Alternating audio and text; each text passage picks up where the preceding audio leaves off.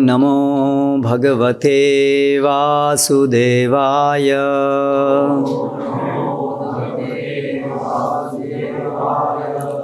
ॐ नमो भगवते वासुदेवाय।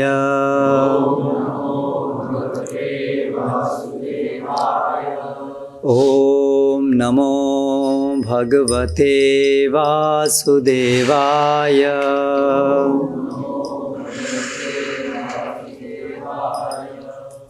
श्रीमद् भागवतम स्कंध 4 अध्याय 29। नारद तथा राजा प्राचीन बरही के मध्य वार्तालाप। श्लोक क्रमांक 55। सत्वं विचक्ष मृगचेष्टितमात्मनोऽन्तः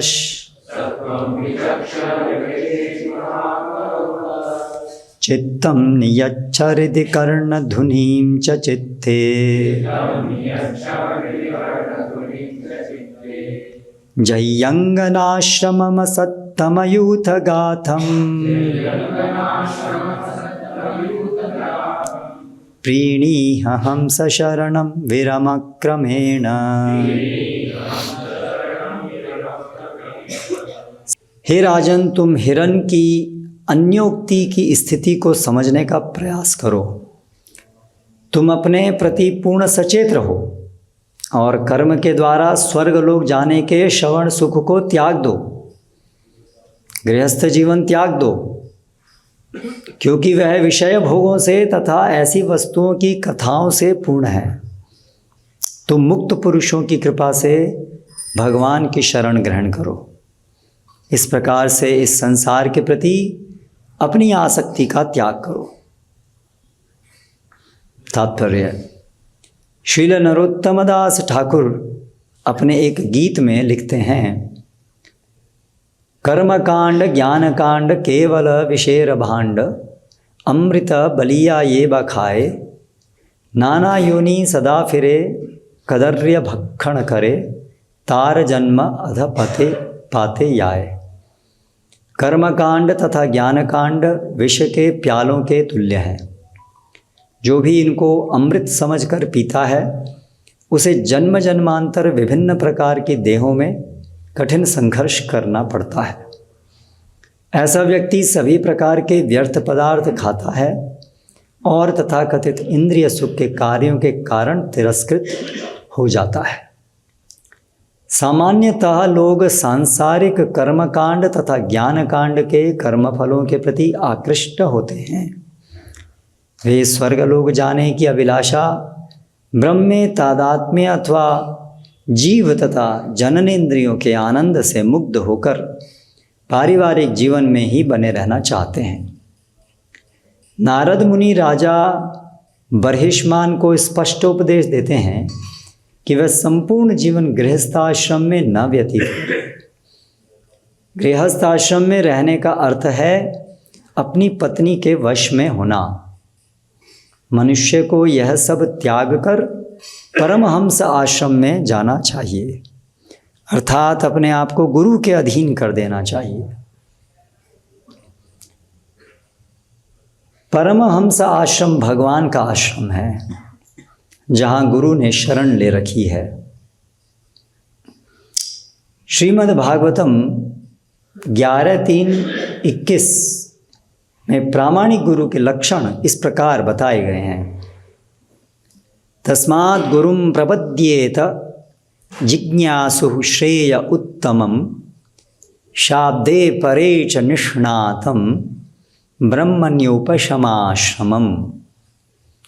जो व्यक्ति वास्तविक सुख प्राप्त करने का इच्छुक हो उसे प्रामाणिक गुरु की खोज करनी चाहिए और दीक्षा के द्वारा उनकी शरण ग्रहण करनी चाहिए।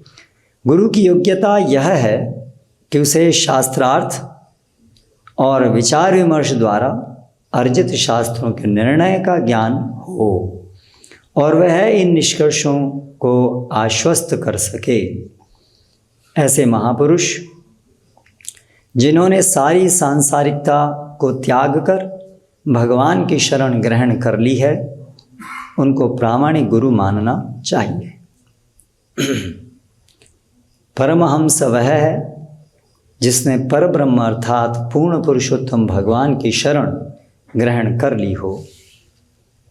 यदि कोई ऐसे परमहंस गुरु की शरण ग्रहण करता है तो धीरे धीरे वह अभ्यास तथा उपदेश से भौतिक जीवन से विरक्त होने लगता है और अंत में भगवान के धाम को जाता है। अंगना आश्रम सत्तम यूथ गाथम का विशिष्ट उल्लेख अत्यंत रोचक है। सारा संसार स्त्री के द्वारा नियंत्रित होने के कारण माया के चंगुल में है।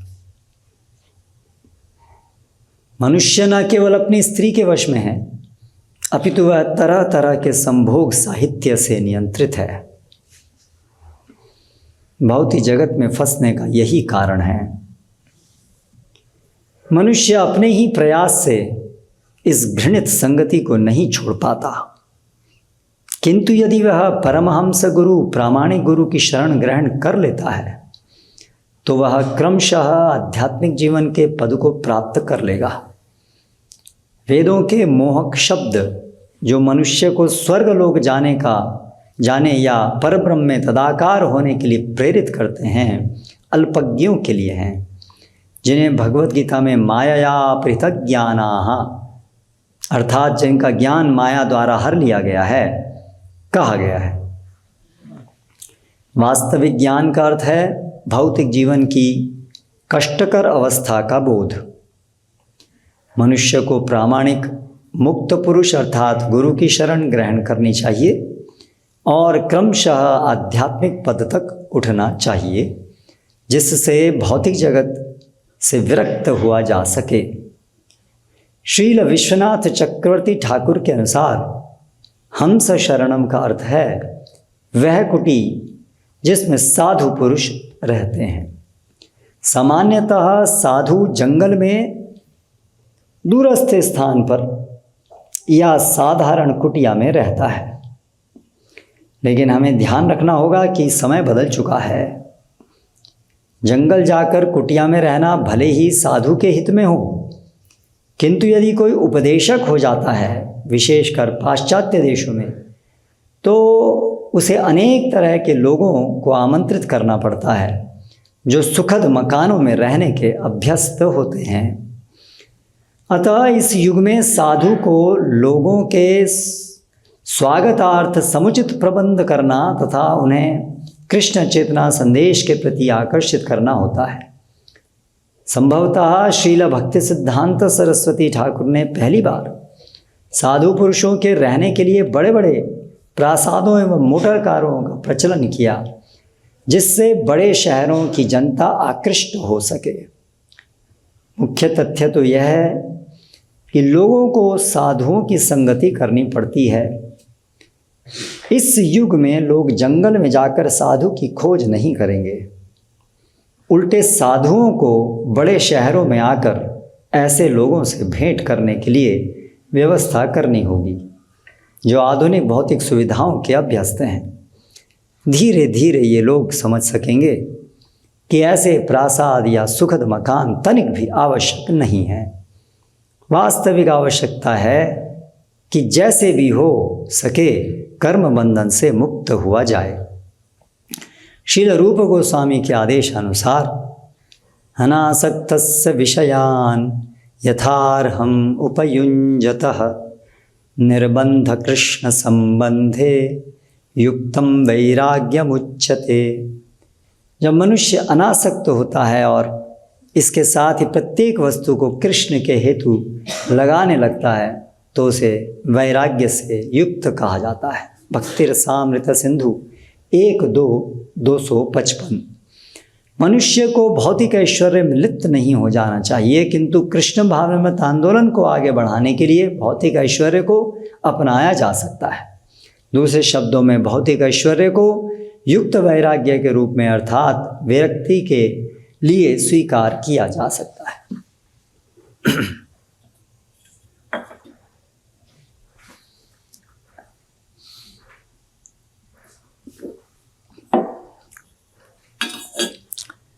ॐ अज्ञानतिमिरान्धस्य ज्ञानाञ्जनशलाकया चक्षुरुन्मीलितं येन तस्मै श्रीगुरवे नमः।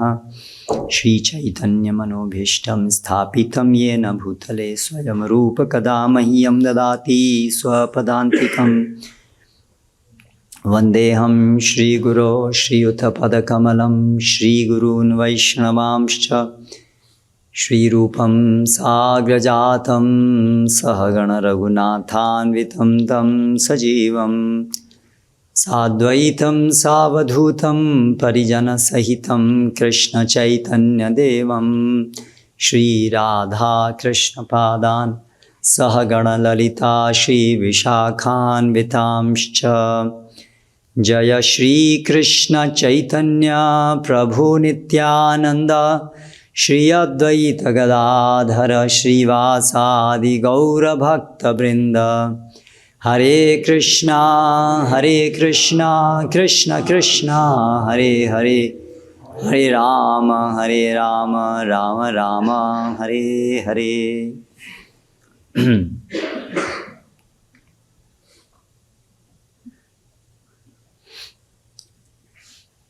प्राचीन बरही के माध्यम से इस भौतिक जगत में ग्रस्त हम सभी के लिए ये अत्यंत उपयोगी उपदेश हैं। एक और दृष्टांत नारद मुनि प्राचीन बरही को यहाँ पर दिए, हिरण का। एक हिरण बहुत सुंदर सुंदर घास अपने परिवारजनों के साथ रहते हुए खाने में अत्यंत आनंद का अनुभव कर रहा है, और ये आनंद ही उसके कष्ट का मूल कारण बनेगा, क्योंकि इस आनंद के कारण, तथाकथित आनंद के कारण, वो जो पास की झाड़ी में छुपे, जो भी यहाँ बताया गया, चीता, लोमड़, क्या बताया गया, वुल्फ, भेड़िया, वो उसका ध्यान वहाँ नहीं जा रहा है, क्योंकि उसका पूरा ध्यान उसके परिवारजनों से मिलने वाले आनंद में है।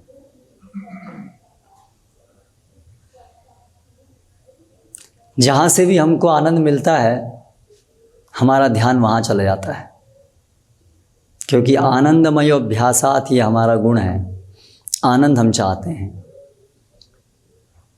इसलिए जहाँ से भी हमें आनंद मिलता है, हमारी चेतना वहीं रहती है। तो इसलिए यदि हमें जब तक इंद्रियों से आनंद मिलता रहता है, इंद्रिय भोग से, तब तक हम इंद्रियों के व्यापार में मग्न रहते हैं। इन इंद्रियों के व्यापार में, यानी इंद्रिय भोग में, कैसे ये माया सुखाय भरम, ये माया सुख है, ये हम नहीं समझ पाते हैं। और इस तरह से हमारा बहुमूल्य समय, जो समस्त प्रकार की इंद्रिय तृप्तियों को त्याग कर भगवान के प्रति अनुराग उत्पन्न करने के लिए है, वो समय व्यर्थ चला जाता है। और जो भेड़िया अंततः वो आक्रमण करके एक दिन हमें और हमारे इस आनंद के घर को ख़त्म कर देता है, और फिर एक और सपना शुरू हो जाता है। कोई दूसरा जन्म, एक दूसरी पत्नी, कुछ दूसरे पुत्र पुत्रियाँ, दूसरे माता पिता, दूसरे मित्रजन, एक और सपना, और उसका भी अंत वही होता है, मृत्यु। फिर एक और सपना। ऐसे करके कितने सारे सपने हम देख चुके हैं। और अभी वर्तमान में एक और सपना चल रहा है। श्रील प्रभुपाद वो भी बंगाली एक उक्ति बोला करते थे कि बहुत मेहनत से मैंने घर बनाया और उसमें आग लग गई। तो इस प्रकार से पूरा जीवन हम सुख का सपना देखते रहते हैं,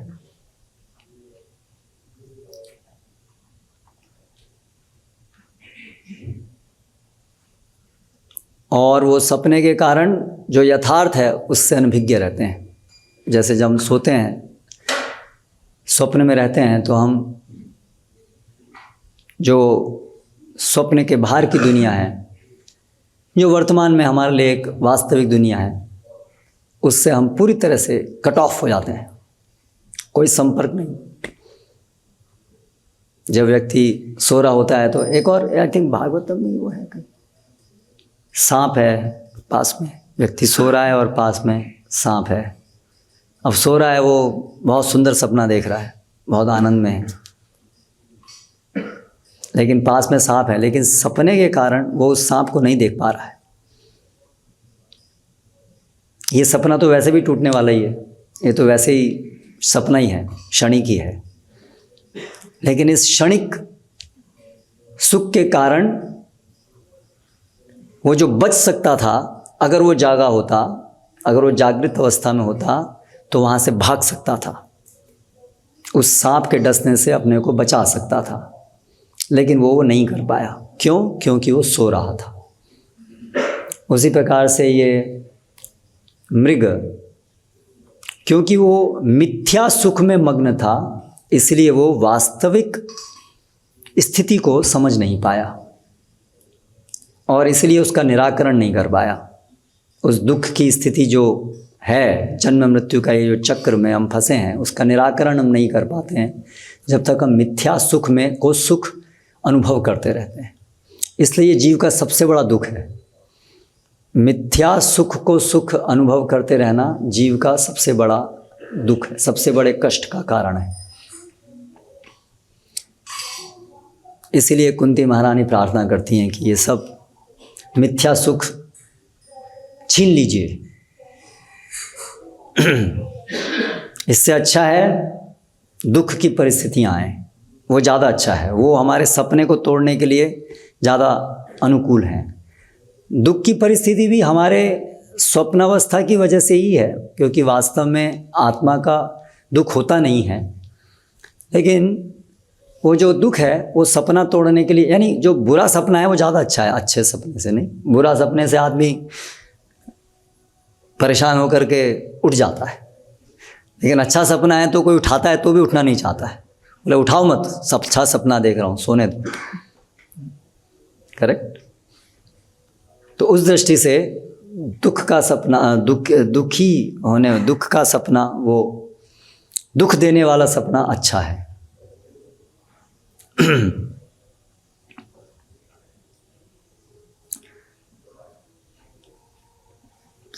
केंद्रीय बिंदु ये है कि इंद्रिय भोग से निकलना होगा। अगर हमें इस जन्म मृत्यु के चक्र से निकलकर कृष्ण प्रेम की स्थिति तक जाना है, तो हमारी जो जंजीरें हैं, ये इंद्रिय भोग का सुख जिसके हम अभ्यस्त हैं, एडिक्टेड,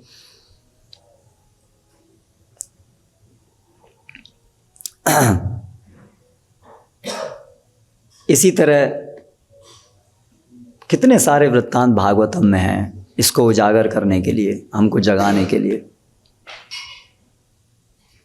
तत्साधु मन्ये असुरवर्य देहिनाम सदा समुद्विग्न धीयाम असत्गृहात् हित्वात्मपातं गृहमन्धकूपं वनं गतो यत् हरिमाश्रयेत्।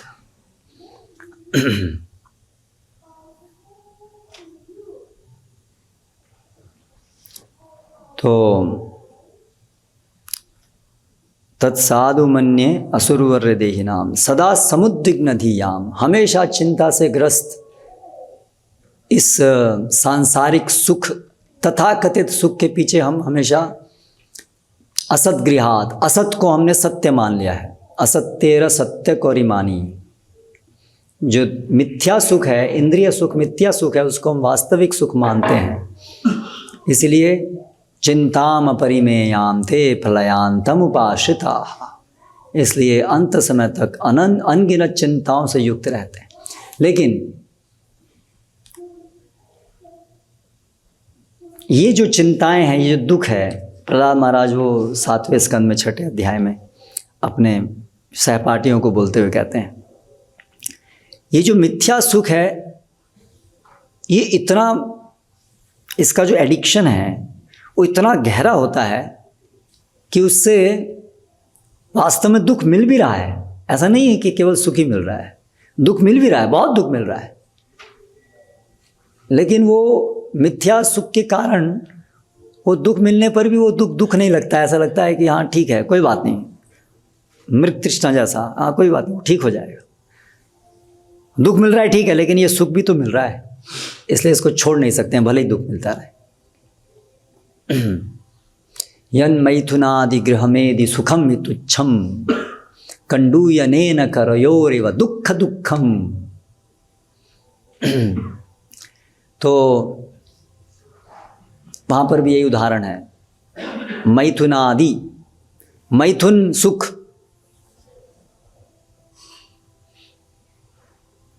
से आरंभ होने वाला या जिसका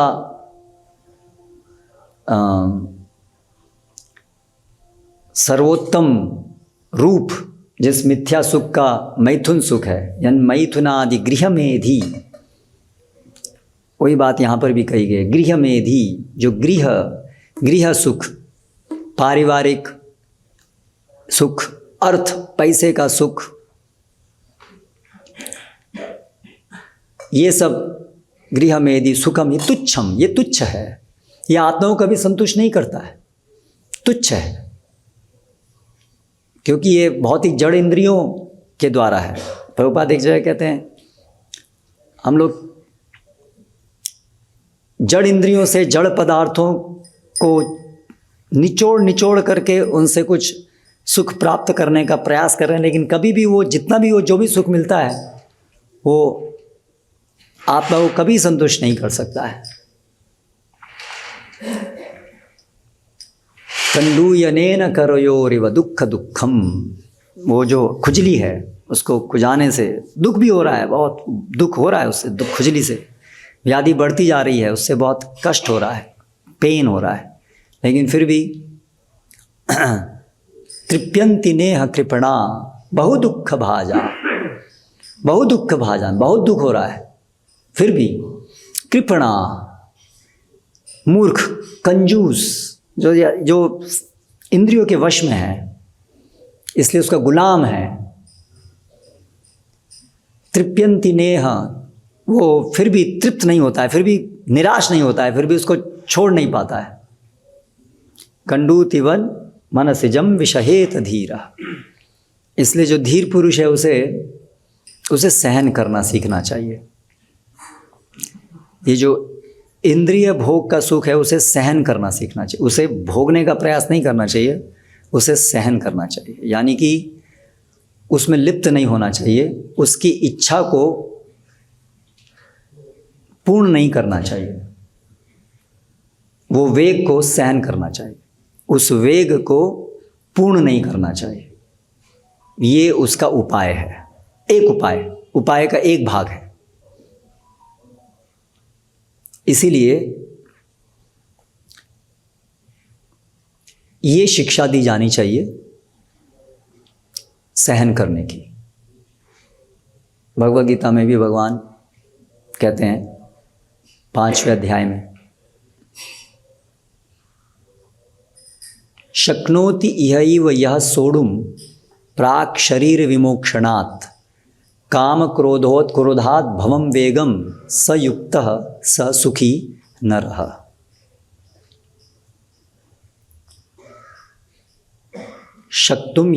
शक्नोति इह एव, इस जगत के अंदर शक्नोति जो कर पाता है, सोढ़ुम सहन कर पाता है, शक्नोति यैव यः सोढुं प्राक् शरीर विमोक्षणात्। शरीर त्याग करने से पहले पहले, शरीर खत्म होने तक आपने कुछ नहीं किया, फिर तो आपको अगला जन्म विवश होकर के आपको मिल ही जाने वाला है, दूसरा सपना शुरू हो ही जाने वाला है, फिर आपके हाथ से अवसर चला गया। मृत्यु जब तक नहीं हुई है तब तक ही केवल अवसर है, मृत्यु होने पर तो विवश है, फिर हम कुछ नहीं कर पाएंगे। और इवन मृत्यु भी नहीं, मृत्यु से पहले भी जब तक शरीर ठीक है तब तक और ज़्यादा अवसर है। इसीलिए प्रहलाद महाराज एक और जगह कहते हैं, ततो यतेत कुशलः क्षेमाय भवमाश्रितः शरीरम पौरुषम यावन न विपद्येत पुष्कलम। ये पौरुषम शरीर, ये मनुष्य शरीर जब तक पुष्कलम, जब तक हष्टपुष्ट है तब तक क्षेमाय, अपने परम हित के लिए कार्य कर लीजिए। ततो यतेत कुशलः, कुशलः मतलब बुद्धिमान, उसको जब तक शरीर हष्टपुष्ट है तब तक इसका उपयोग अपने परम कल्याण के लिए कर लेना चाहिए। इसीलिए वही जो हम पिछली बार भी चर्चा कर रहे थे, प्रहलाद महाराज, कौमारम आचरेत प्राज्ञो धर्मान भागवतान यह। इसलिए जीवन के आरंभ काल से ये शुरू कर देना चाहिए।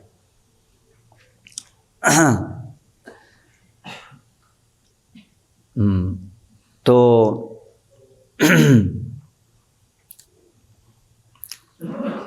सोढुम, पहला उपाय का पहला भाग है कि उसको सहन करना चाहिए। तो ये शिक्षा, इसलिए ब्रह्मचर्येण तपसा ब्रह्मचर्येण शमेन च दमेन च, इसलिए ये वैदिक संस्कृति है। सबसे जीवन के आरंभ में पहला चरण में ब्रह्मचर्य का प्रशिक्षण होना चाहिए, जो तपस्या के लिए है। शमेन दमेना, मन और इंद्रियों को संयमित करने के लिए। विशेष रूप से ब्रह्मचर्य आश्रम, गुरु ब्रह्मचारी गुरुकुले वसंदांतो गुरोरहितम, गुरु की शरण में जाकर एक आचरण दासवत नीच, एक दासवत, एक मीनियल सर्वेंट, एक तुच्छ सेवक की तरह से सेवा करने के लिए। क्योंकि तुच्छ जब सेवक होता है तो उसकी इंद्रिय भोग करने का उसको अवसर नहीं है, वो तो सेवक है। इसलिए ऐसा प्रशिक्षण जीवन के आरंभ से दिया जाना चाहिए जिसमें बालक एक आध्यात्मिकता में प्रगत गुरु का दास बने, जिससे वो इंद्रियों पर संयमन कर पाए और आध्यात्मिक ज्ञान प्राप्त कर पाए।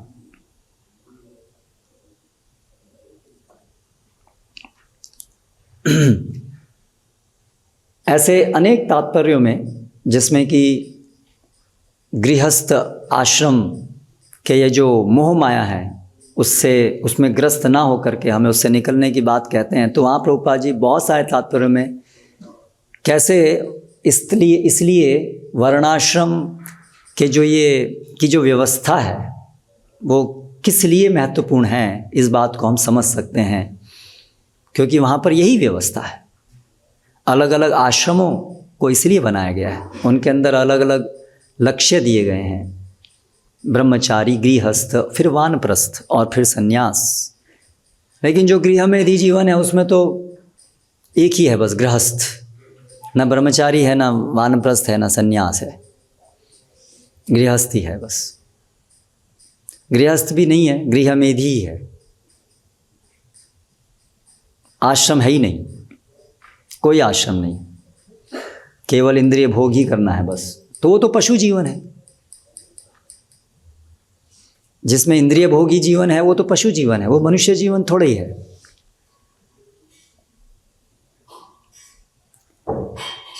लेकिन अगर ये शिक्षा जीवन के आरंभ से न मिले, बल्कि उल्टा जीवन के आरंभ में अनियंत्रित तरीके से इंद्रियों को इंद्रिय विषयों में लगाने का प्रोत्साहन मिले, बल्कि प्रशिक्षण भी मिले, तो फिर कितना मुश्किल होगा कि इस दुर्जेय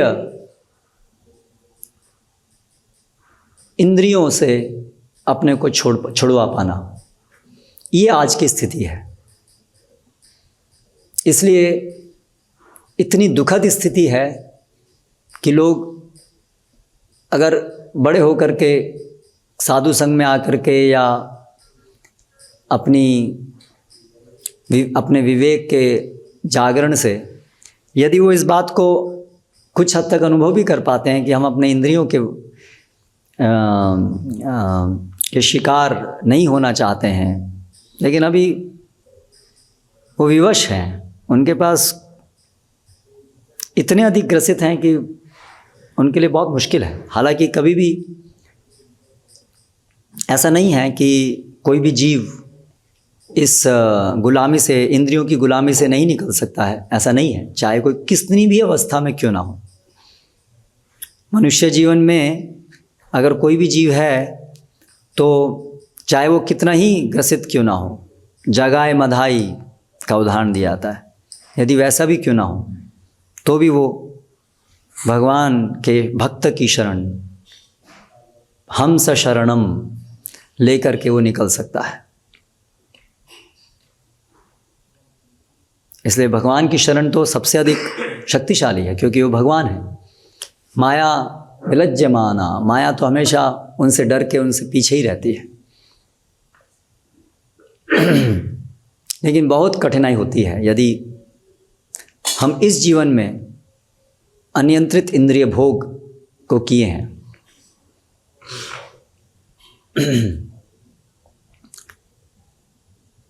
अभी वर्तमान समय में, जैसे कल एक भक्त पूछ रहे थे कि हम तो गुरुकुल में से, तो अभी हमारी तो वो शिक्षण हुआ ही नहीं है, वो तो संस्कृति अभी है नहीं है, और हम लोग तो सब अभी वो समय हमने व्यर्थ गंवा दिया। न केवल व्यर्थ गंवा दिया, उल्टा हो गया। तो अभी क्या करें, क्या संभावना है हमारी? तो अगर कोई युवक इस प्रकार से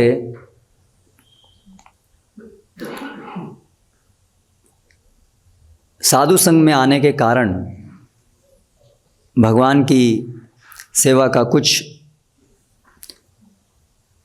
स्वाद आस्वादन करने के कारण बलिष्ठ हो जाता है और आसानी से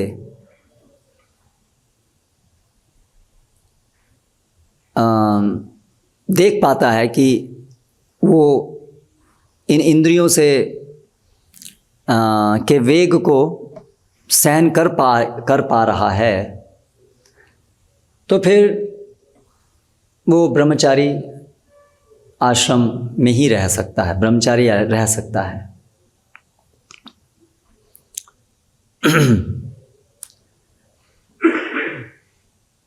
और अपना जीवन भगवान की सेवा में गुरु के माध्यम से अर्पित कर सकता है।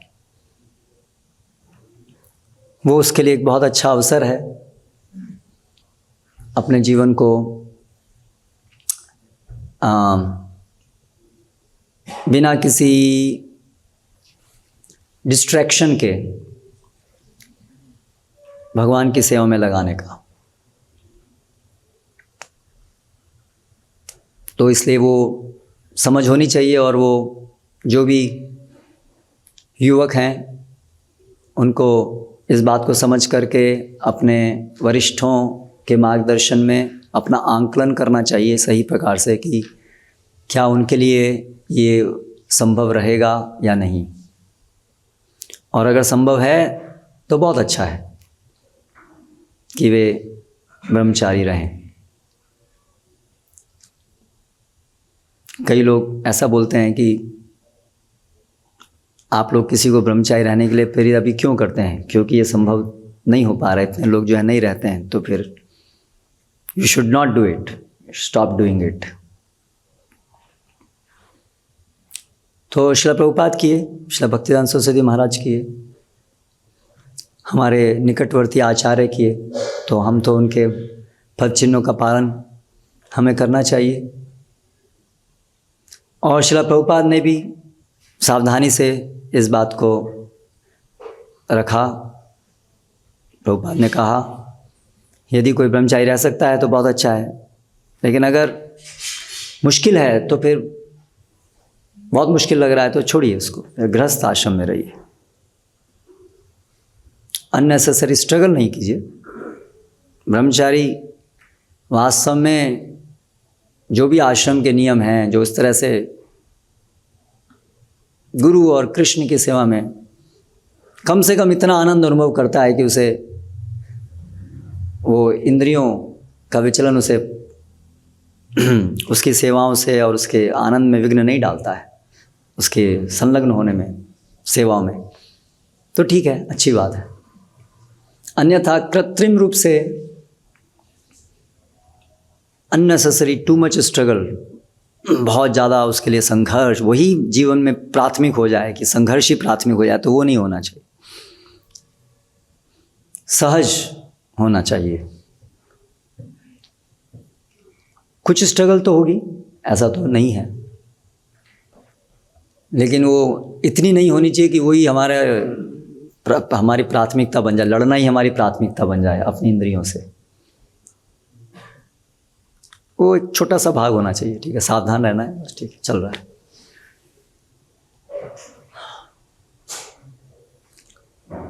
और जो इसके लिए उनको लग रहा है कि ये मुश्किल है हमारे लिए, तो उनको निराश होने की ज़रूरत नहीं है। गृहस्थ आश्रम में जाना चाहिए। गृहस्थ आश्रम में जाके क्या करना चाहिए, कैसे साधु संग होगा, वो समस्या आती है। क्योंकि ब्रह्मचर्य आश्रम में है तो साधु संग आसान है। गृहस्थ आश्रम में साधु संग और गृहस्थ आश्रम में जाने के बाद इंद्रियों को संयमित रखते रहना, ये चुनौती सबके लिए है, ब्रह्मचारियों के लिए भी है, गृहस्थियों के लिए है, सबके लिए है। क्योंकि इंद्रिय सुख के हम हमेशा अभ्यस्त रहे हैं।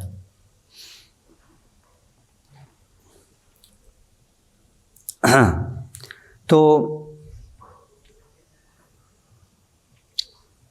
जो भी हमारी स्थिति को अपनी क्षमता को भी आकलन करना। हरे कृष्णा।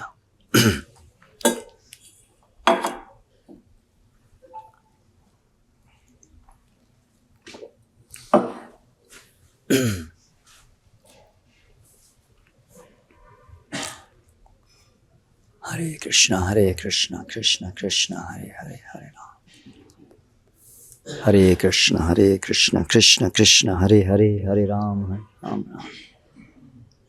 कीर्तन, I think it will take some time. Kirtan, Hare कीर्तन। हरे कृष्णा कृष्णा कृष्णा हरे हरे, हरे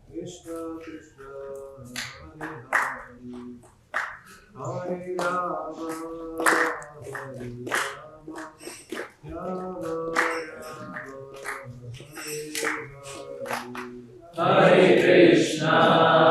हरे कृष्णा कृष्ण कृष्ण हरे हरे, हरे राम राम राम हरे हरे।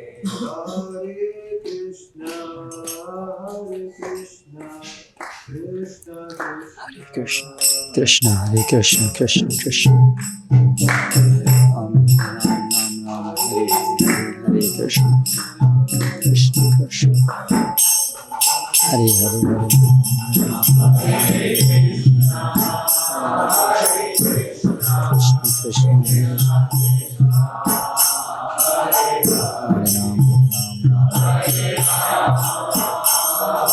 कृष्ण कृष्ण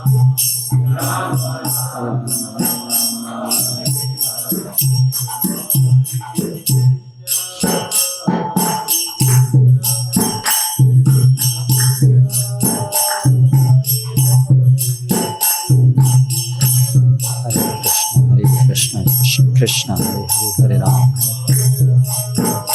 राम राम हरे हरे कृष्ण हरे कृष्ण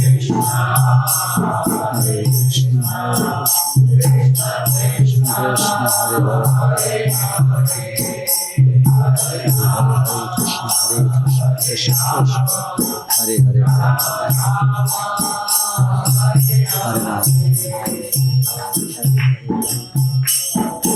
कृष्ण कृष्ण हरे हरे हरे राम हरे कृष्ण कृष्ण हरे राम राम राम हरे हरे हरे कृष्ण कृष्ण हरे राम हरे राम हरे हरे हरे कृष्ण कृष्ण हरे राम हरे हरे हरे हरे हरे कृष्ण हरे राम हरे कृष्ण कृष्ण राम राम हरे हरे हरे कृष्ण कृष्ण कृष्ण हरे हरे हरे राम हरे राम हरे हरे हरे हरे कृष्ण कृष्ण कृष्ण हरे हरे हरे राम हरे राम हरे हरे कृष्ण कृष्ण हरे हरे हरे राम हरे राम राम राम हरे हरे हरे कृष्ण कृष्ण कृष्ण हरे हरे कृष्ण कृष्ण हरे राम राम राम हरे हरे हरे कृष्ण कृष्ण हरे कृष्ण हरे कृष्ण कृष्ण कृष्ण हरे हरे हरे राम राम राम हरे हरे। एक और अंतिम पॉइंट यहाँ पर श्रील प्रभुपाद तात्पर्य में कह रहे हैं कि सामान्यतया साधुजन शहरों से दूर रहते हैं, लेकिन वर्तमान समय में मतलब सामान्यतया एकांत में रहते हैं, जंगल में रहते हैं, लेकिन वर्तमान समय में लोग जो हैं वो जंगलों में जाना या ऐसा तपस्या का जीवन उनके लिए संभव नहीं है। यानी कि वो आध्यात्मिक प्रगति करने के लिए अगर ऐसा हो कि उनको साधुजनों के पास जंगल में जाना पड़े तो वो नहीं जाएंगे। तो इसलिए भक्तिदान सरस्वती ठाकुर ने साधुओं के लिए पहली बार तो ये एडजस्टमेंट जो आचार्य करते हैं, बड़े बड़े प्रासादों और मोटर कारों में साधु, क्योंकि लोगों को आदत है मोटर कार और शहरों की, इसलिए उनके बीच जाना ये बताया। श्रील प्रभुपाद यहाँ लिख रहे हैं कि धीरे धीरे ये लोग समझ सकेंगे कि ऐसे प्रासाद या सुखद मकान तनिक भी आवश्यक नहीं हैं। यानी प्रभुपाद जी की अपेक्षा है और प्रभुपाद जी इस संभावना को स्वीकार कर रहे हैं कि ये संभव है कि जो शहर में रहने वाले लोग हैं वे भी इस बात को समझ सकेंगे कि शहरी जीवन सुखद जीवन नहीं है, अर्थात वो इसके विकल्प सादा जीवन को अपना पाएंगे। तो एक ऐसा विचार रखा जाता है कि ये शहर के लोग, ये लोग बेकार हैं, इनको स्पॉइल्ड, लीव देम, इनसे कोई अपेक्षा मत कीजिए। ये लोग इतने अभ्यस्त हैं कि ये लोग ये शहरी जीवन की आसक्तियों को नहीं छोड़ पाएंगे। अगर शहर के लोग शहरी जीवन की आसक्ति को ही नहीं छोड़ पाएंगे तो भगवत धाम जाने की बात तो कहाँ है फिर? वो तो और मुश्किल है ना। भगवत धाम जाने के लिए तो आपको शहरी जीवन क्या, ग्रामीण जीवन की आसक्ति को भी छोड़ना होगा, करेक्ट। तो अगर ये आर्ग्यूमेंट रखा जाए कि ये शहर के लोग तो नहीं छोड़ सकते हैं, तो इसका मतलब फिर तो भगवत धाम भी वो नहीं जा सकते हैं। ऐसा तो होने से रहा कि शहरी जीवन के सिंफुल पाप में जीवन से आसक्त रहेंगे और बैकडोर एंट्री भगवत धाम में हो जाएगा। करेक्ट।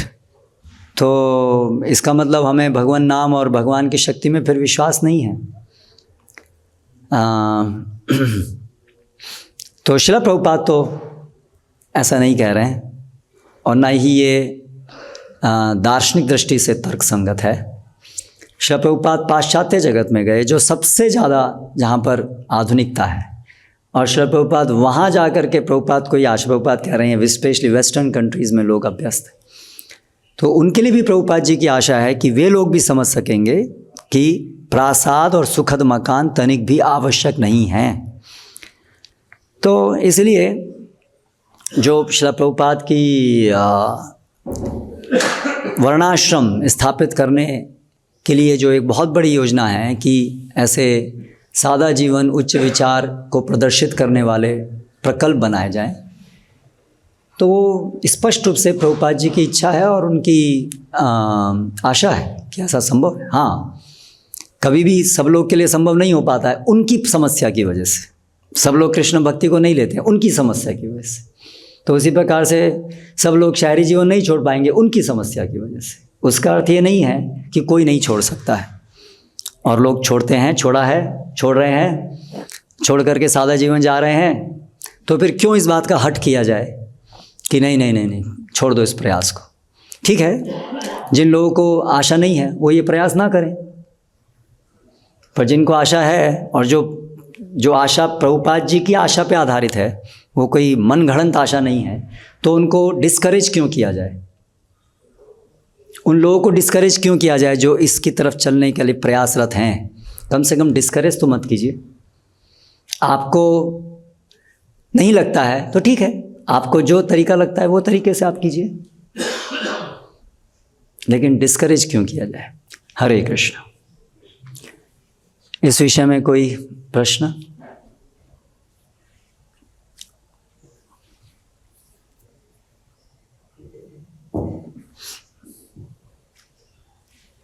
तात्पर्य में शुरुआत में कर्मकांड उसके बारे में बताया, उससे संबंधित प्रश्न कि जैसे अभी मोक्षा एकादशी गया तो उसमें भगवान जो युधिष्ठिर महाराज को एक राजा की कथा वर्णन करते हैं उसके विद्वान, कैसे वो राजा ने वो एकादशी जो है अपने पितरों के पालन की और उसका फल वो एकादशी रख करके पितरों को अर्पण किया, उनसे उनकी नरक से मुक्ति हुई, इसलिए उसको मोक्षा एकादशी जैसे बोला जाता है।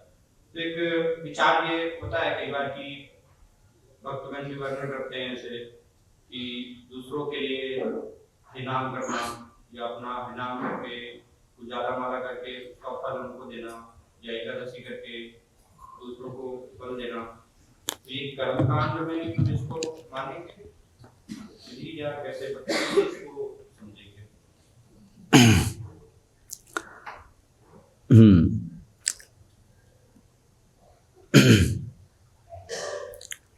थोड़ा सा दोनों का मिक्सचर कुछ हो रहा है। ऐसा कुछ है कि हरि नाम जप कर रहे हैं उनके लिए, ऐसा है ना कुछ, भगवान नाम एक्स्ट्रा राउंड्स फॉर देम। तो अन्यों के लिए प्रार्थना करना तो भक्ति के बाहर नहीं है, लेकिन उसको एक इस प्रकार से एक रिचुअल की तरह से लेना कि जैसे इतनी माला उनके लिए, और वो जो विचार है इस प्रकार से जहाँ पर कि कुछ क्रियाओं को, अनुष्ठानों को आध्यात्मिक प्रगति के लिए अंतिम उपाय माना जाता है, ऐसा ज़्यादा कर्मकांडीय विचार के अंदर आता है, जहाँ पर कि रिचुअल्स जो हैं, हमारी जो अनुष्ठान है, वही आध्यात्मिक प्रगति के लिए मुख्य हैं। इसलिए इस प्रकार के जो विचार हैं वो जनरली जो हमारे कर्मकांड की वो रही है प्रशिक्षण बचपन से, तो वहाँ से कुछ मिक्सचर प्रतीत होता है इसमें। सामान्यतः हम ऐसा ज़्यादा पाते तो नहीं हैं प्रभुपाद ने इस प्रकार से। प्रार्थना कर सकते हैं मन में, सबके लिए करना चाहिए प्रार्थना, किसी के लिए ठीक है, लेकिन ये एकादशी उनके लिए, इसका फल उनको मिले, तो अंततः ठीक है। हम भक्ति करते हैं, उससे जो भी हमारे परिवारजन हैं उनको भक्ति कृपा मिलती है। लेकिन ये भी समझना होगा कि हर एक व्यक्ति को भक्ति तो स्वयं अपने आप स्वीकार करनी पड़ेगी, समझना पड़ेगा। ऐसा नहीं है कि कोई किसी का ऑन बिहाफ करके भक्ति करके उसको भगवत धाम ले जा पाएगा, ऐसा तो नहीं है। हाँ, तो या ऐसा प्रतीत तो होता है कि उसमें कुछ कर्मकांडीय विचार का कुछ मिश्रण है। हर एक चीज़ में हम मिश्रण करते हैं। जैसे वो है भौतिकतावादी विचार बर्थडे मनाने का, तो फिर उसमें वही बर्थडे मनाना है लेकिन उसमें हरे कृष्णा ऐड कर देना है, तो वही वर्डिंग्स भी हैं, हरे कृष्णा फॉर यू, है ना। तो वो मिक्सचर, वो मेंटालिटी वही है, लेकिन उसमें अभी हरे कृष्णा तो ठीक है। बिगिनिंग स्टेज में कोई है तो ओके, लेकिन ये समझना चाहिए वो आदर्श तो नहीं है, शुद्ध नहीं है, कोई मिक्सचर है, ऐसी मेरी समझ। इसी से संबंधित एक और है कि जैसे हम शास्त्र में सदाचार है कि कई बार जो वरिष्ठ जन है या उनको हम सम्मानीय व्यक्ति है, अगर वो आए वो देख रहे हैं तो तुरंत उनको प्रणाम करना कर्तव्य होता है। या मान लीजिए कोई देवता यहाँ पर आ जाते हैं, देवता, हाँ, तो हम उनको प्रणाम करेंगे। तो इसी प्रकार से उसका विचार है कि सूर्यदेव प्रतिदिन जो है हमें दर्शन दे रहे हैं, आ रहे हैं, तो भक्तों को फिर उनको जो है सूर्यदेव को हम देखते हैं उसका प्रणाम करना चाहिए, उनको सम्मान देना चाहिए, क्योंकि देवता है वो दर्शन दे रहे हैं। हम सूर्य का जब देखें तो हम उनकी स्तुति कर सकते हैं ब्रह्म संहिता से, या चक्षुरेश सविता सकल ग्रहाणाम, ऐसे करके जब भी हम किसी मंदिर में जाते हैं कि देवता, तो उनकी वो भगवान के संबंध में जो उनकी स्तुति है वो कर सकते हैं। लेकिन दूसरी तरफ हम देखते हैं कि बेलभद्र ठाकुर है या दूसरे आचार्य, तो वो जैसे वर्णन कर रहे हैं संध्या वंदन भद्र वस्तु आदि श्लोक में उनको नकार है कि मैं पहले जो है आपको नमस्कार करते आया हूँ सूर्यदेव, लेकिन अब मैं जब से भक्ति में जुड़ा हूँ तो आपको मैं प्रतिदिन नमस्कार करना, वो अर्घ देना वो नहीं कर सकता हूँ। तो दोनों चीजों को कैसे हम कि वो कर्मकांड का भी भाग है, उसी तरह उनको सम्मान देना। यहाँ पर बेलूमंगल ठाकुर ये बता रहे हैं, तो वहाँ पर वो जो हमारी जो आसक्ति है कि यही हमारे लिए उपाय है, और उसके साथ जुड़ा हुआ जो कर्मकांडी विचार का जो एसेंस है वो क्रियाएं नहीं है, एसेंस है कि इससे मुझे सुख मिलेगा, इससे मुझे स्वर्ग प्राप्ति होगी, वो काटना है। तो इसलिए जहाँ वाक्य दिए हैं इसको मैं छोड़ता हूँ, तो ऐसा नहीं कि हम सदाचार को छोड़ते हैं, हम उस कर्मकांडीय भावना के अंदर जो हम सदाचार, उस भावना से जो हम सदाचार कर रहे थे उस भावना को छोड़ते हैं, ना कि सदाचार को। तो कर्मकांडीय मेंटालिटी को छोड़ना है। कर्मकांड के अंदर कुछ क्रियाएं भी ऐसी हैं जो कि भक्ति के लिए, भक्ति के विरुद्ध हैं, जैसे देवी देवताओं की पूजा, या वर्ण के अनुसार या भौतिक दृष्टि के अनुसार सम्मान देना, सम्मान सोचना कि ये इसके कारण सम्मानीय हैं। तो ये कुछ चीज़ें हैं जो कर्मकांड के अंदर क्रियाएं भी भक्ति के विरुद्ध हैं, पर ज़्यादातर जो कर्मकांड के अंदर जो क्रियाएं हैं वो भक्ति के लिए विरुद्ध नहीं है। तो उन क्रियाओं को नहीं छोड़ना है, उस क्रियाओं के पीछे करने की जो गलत मेंटालिटी है, स्वसुख स्वर्ग, वो छोड़ना है। तो देवी देवताओं की जो पूजा है वो एक भक्त जो है वो करते हैं, देवताओं की पूजा उनका सम्मान छोड़ते नहीं है, पर किस तरह यथा तरोर मूल निषेचने न तृप्यंत यत स्कंद भुजोपशाखा, वो उस प्रकार से उसको करते हैं। और समस्त देवताओं का वास गुरु में होता है, उस प्रकार से वो सभी का सम्मान करते हैं, वो छोड़ते नहीं हैं गुरु का। लेकिन उनकी जो विधि है अभी वो इस प्रकार की आती है जो पूरी तरह से सेंटर्ड है कृष्णा और कृष्ण के भक्तों, और इसके माध्यम से वो करते हैं जिससे कि वो डिस्ट्रैक्शन नहीं होता है। अच्युत कृष्ण प्रभु, आपके 5 मिनट ज़्यादा हो गए, लेकिन लाइट चली गई थी ना 5 मिनट।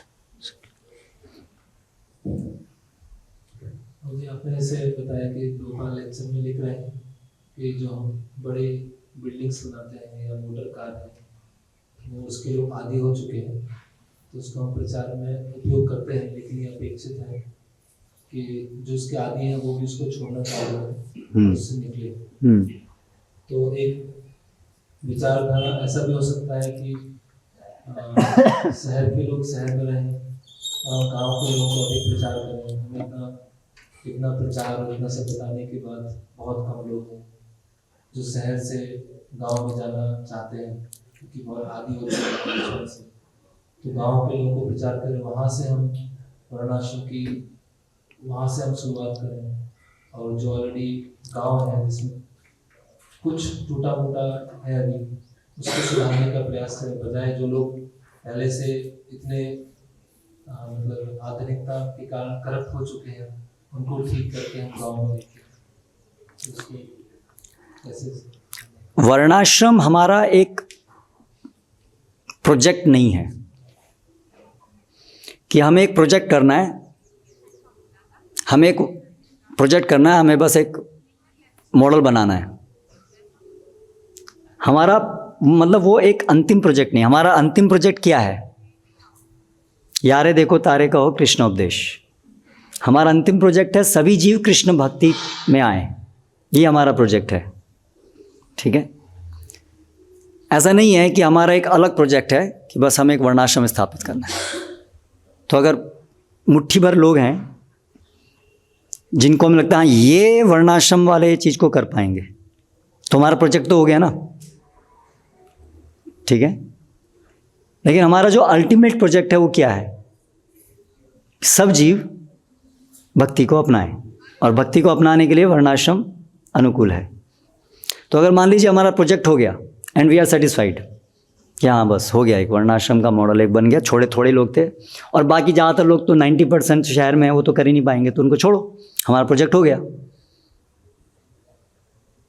तो ये गलत अंडरस्टैंडिंग होगी, क्योंकि हमारा कोई वर्णाश्रम प्रोजेक्ट नहीं है। हमारा ना हम विप्रो न च नरपतिर, अल्टीमेटली वर्णाश्रम हमारा अल्टीमेट प्रोजेक्ट नहीं है। हमारा अल्टीमेट प्रोजेक्ट है सब लोग कैसे ना कैसे कृष्ण भक्ति में आएँ।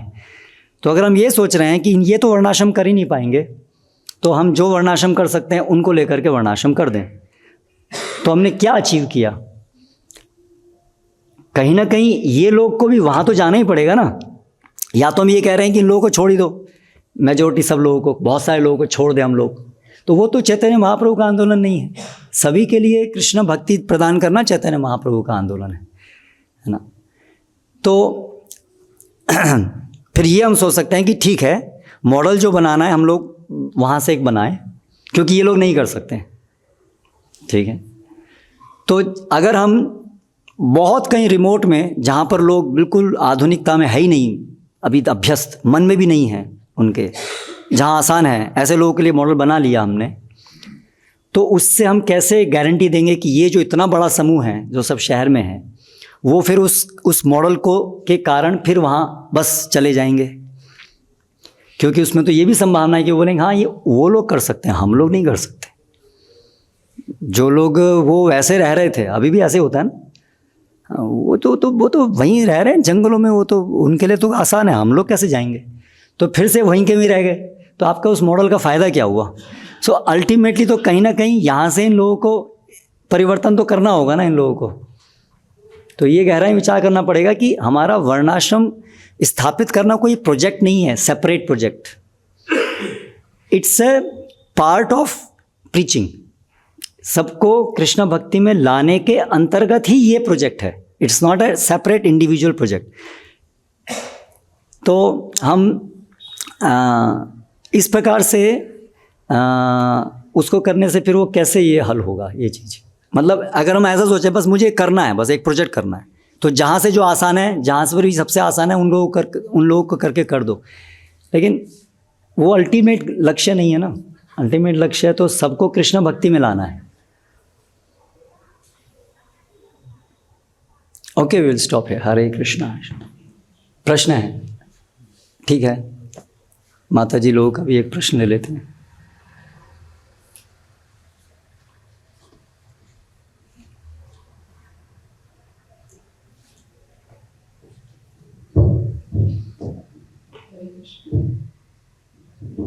हरे कृष्ण प्रभु, आपने बोला कि वो व्यक्ति की ईर्ष्या के वेग को सह जाना चाहिए। ये बात इंटेलेक्चुअली सिंपल लगती है, समझ में भी आती है। इसका प्रैक्टिकल इम्प्लीकेशंस को आप थोड़ा सा डिटेल करके कुछ एग्जांपल्स के साथ में बताएंगे अगर, तो शायद ज़्यादा रिलेट कर पाएंगे। आपको बाहर का भक्तों का खाने की इच्छा, बनाए हुआ खाने की, होटल में खाने की इच्छा हो रही है, so just don't go there, tolerate it, उसको मत कीजिए। ये एक उदाहरण हो सकता है। सहन कीजिए, उसको इंडल्ज मत कीजिए, जो इच्छा है उसमें इंद्रियों को इंडल्ज मत कीजिए, उसको सहन करना कहेंगे। इच्छा है लेकिन उसको पूर्ण मत कीजिए, उसको सहन करना कहेंगे। ये उदाहरण है, ऐसे हर चीज़ में। टफ है, मुश्किल है, लेकिन धीरे धीरे हो सकता है एक ही साथ संभव नहीं हो, लेकिन धीरे धीरे जैसे जैसे हमें हायर टेस्ट मिलेगा वैसे वैसे ये अधिक अधिक आसान हो जाएगा। पीछे एक माता जी। हरे कृष्ण, 8 साल हो गया, 9 साल हो गया, सेवा बहुत मन से कर रहे हैं। हर साल 9 साल हो गए सेवा कर रहे वो हैं। 8 साल, हाँ। और बहुत इच्छा है, लेकिन जब मैं बहुत स्ट्रगल है, हर बार सेवा में उत्साह है बहुत, तो ऐसी सेवा का अर्थ नहीं निरंतर। अच्छा, ऐसी सेवा क्या निरर्थक है जिसमें साथ साथ में जप में तो इतना मन नहीं लगता है, ऐसा कह रही हैं आप? नहीं, जब सेवा के अंदर उत्साह है तो उस सेवा के अंदर जो उत्साह से हम सेवा कर रहे हैं उससे हमारी धीरे धीरे शुद्धता तो हो रही है, और जप के लिए भी हम प्रयासरत रहे हैं। एक अवस्था ऐसी आती है जिसमें कि हमें इंद्रियों के द्वारा सेवाएं करना आसान होता है, और जो जप है जिसमें भगवान के नाम को श्रवण करना है तो वो थोड़ा और शुद्धि से आसान बनता है।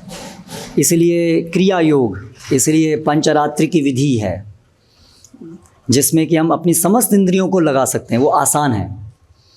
लेकिन हरिनाम भागवत विधि उसमें और अधिक शुद्धता की आवश्यकता पड़ती है उसको अच्छे से करने में, क्योंकि उसमें केवल आपको मन को स्थिर करना है, केवल सुनने में आपकी केवल वो एक ही इंद्रिय लगी है। तो इसीलिए विशेष रूप से गृहस्थ भक्तों के लिए अर्च विग्रह सेवन, उसमें बहुत सारी सेवा, मंदिर मार्जन करना है, भोग बनाना है, भगवान के लिए भोग इकट्ठा करना है, अर्थात पैसा कमाना है, उसको आजकल के परिप्रेक्ष्य में पैसा कमाना है। तो ऐसी बहुत सारी क्रियाएं हैं जिसमें कि हम जो हमारे लिए आसान है करना, उन क्रियाओं को हम भगवान को समर्पित कर रहे हैं।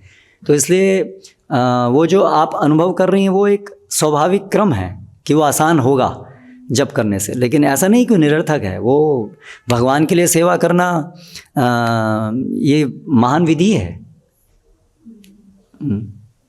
ठीक है। हरे कृष्ण। श्रील प्रभुपाद की जय।